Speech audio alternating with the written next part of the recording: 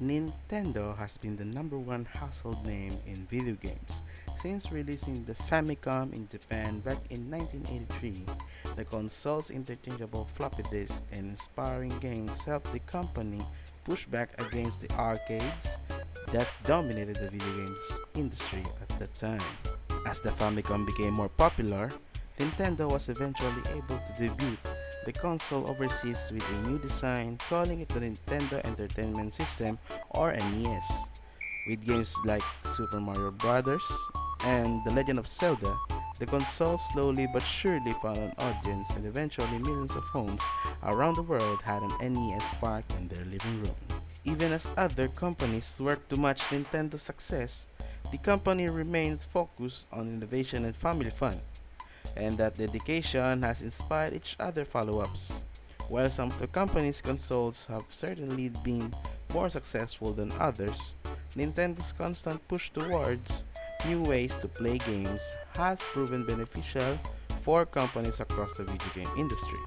Exploring the legacy of Nintendo's hardware offers an interesting look at how video games have grown from the earliest days of 8-bit pixels to the high-definition marvel that the Nintendo Switch. Before there was the NES, there was the color TV game. Nintendo first dipped its toes into console gaming by launching 5 of these rectangles between 1977 and 1980, all in its native Japan. There were no cartridges or discs here, so you could only play whatever was loaded onto the system by default. The first of the bunch was built in partnership with Mitsubishi and included a simple game called Light Tennis, which you might know as Pong. And before there was a Game Boy, there was a Game and Watch.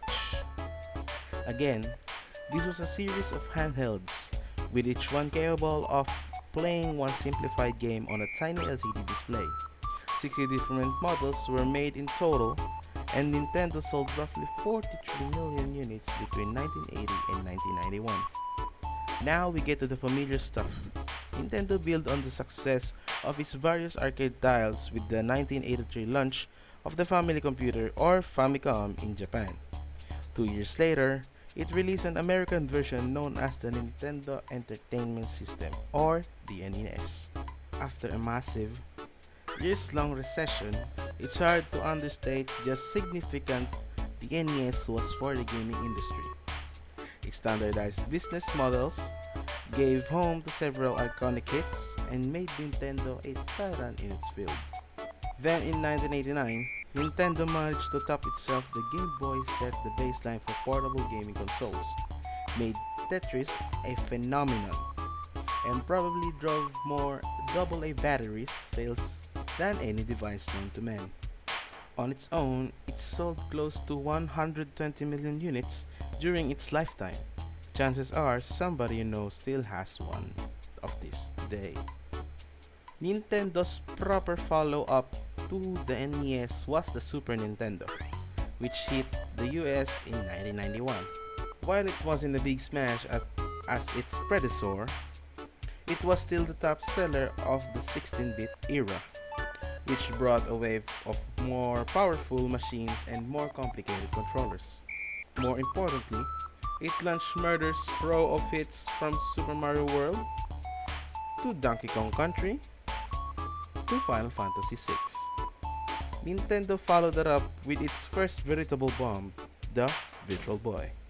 This clunky contraption hinted a virtual reality well before the Oculus Rift, but the experience was about as smooth as you'd expect VR in 1995 to be. The games were limited, the tech included nausea, and the whole thing was discontinued less than a year after it launched. The Nintendo 64 came a year later. Like the Super Nintendo, it boosted the hardware. The 64 was for its 64-bit processor, allowed for many fantastic games, Ocarina of Time, GoldenEye 007, or Mario Kart 64, and introduced more complex controller, which, if nothing else, has never been duplicated. Unlike the SNES, though it had a definitely more popular rival, Sony's disc-based PlayStation arrived the year before, and wound up smashing the N64 on the sales charts. While Nintendo had launched a couple in interaction of the original Game Boy by 1998, the Game Boy Color was the most significant of the bunch. As you can guess, it was a Game Boy, but in color. Those colors weren't exactly vivid, but the specs were better, the hardware was backwards compatible, and the whole thing was affordable. There are many children of the 90s with warm memories of playing Pokemon on one of these guys. The first real upgrade to the Game Boy series came with 2001's Game Boy Advance. Nintendo's likened it to a Super Nintendo in your pocket, which wasn't totally accurate but gets to the point. The other big change was how it stretched out the classic Game Boy design. Nintendo would continue to tinker with 2003's Game Boy Advance SP and 2005's Game Boy Micro. The Nintendo GameCube arrived in late 2001 to take on Sony's PlayStation 2 and the Microsoft Xbox. It didn't really work out, the PS2 was a certified juggernaut, and the GameCube's lacking third-party support wasn't going to stop it. Many GameCube owners still look back at the device fondly, but in many ways, it was a precursor to the struggles Nintendo would have a decade later with the Wii U. Again, though, its colorful design, tiny game disc, and funky controllers lent the machine a distinct vibe. Its next handheld, on the other hand, was anything but a flop. The dual-screen Nintendo DS sold whopping 154 million units from 2004 to 2014, which makes it more highest-selling device in the company's history and the clear winner over Sony's PlayStation Portable. It had a limited touchscreen years before the iPhone and bought quality games across a lot of genres. Nintendogs? Anyone? Nintendo left a few variants in the years following, but together, the DS family represents one of Nintendo's boldest hardware designs.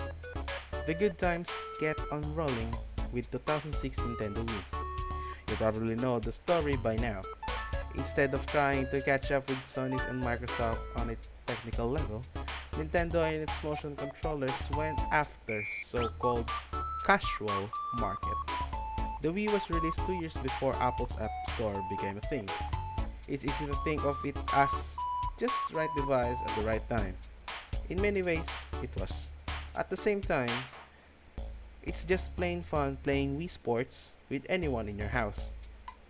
To this day, Nintendo is the only company to achieve success with motion controls on a homegrown gaming console. The simple controls convince many people who'd never buy a console to jump aboard and help make the Wii one of the best-selling video game console of all time. Launched in 2011, the Nintendo 3DS is Nintendo's current handheld machine. It doesn't stray from the DS core tenets, but it did add a nifty ability to create a 3D effect without forcing you to wear any goofy glasses. 5 years later, the trick is more novelty than breakthrough, but it's still different, and it's easily outpaced Sony's PlayStation Vita in terms of overall sale. The struggles of Nintendo's next console, the Wii U, are well known. It's notably weaker than the PS4 and Xbox One. It has nowhere near the same level of third-party development support, and its tablet controller which lets you play whatever you'd like around the house. A result, it sold less than 14 million units from its launch in 2012. This is another thoughtful, original concept with some great Nintendo-made games, but the execution has always felt half-baked, and the value just isn't there. That brings us to the Switch, a hybrid that you can play on the go and on your TV at home. It's wildly different approach to what Sony and Microsoft are doing. In portable mode, the Switch functions like a way more powerful Game Boy with a touchscreen that the controls can also be separated from the screen for a two-player experience on the go. When at home, a dock switch functions as a modern TV console. With the Switch, Nintendo has also managed to correct some of the online infrastructure issues that plagued prior Nintendo consoles. The eShop feels more functional than ever on Switch, and the wide variety of digital titles addresses the problems Nintendo Wii and Wii U faced with third-party support. And even though it's been less than 2 years since it launched, the Switch has already had its fair share of amazing games, including The Legend of Zelda Breath of the Wild and Super Mario Odyssey. If the Switch keeps up a healthy pace of growth and maintains developed support, it could eventually earn a place among Nintendo's most beloved console.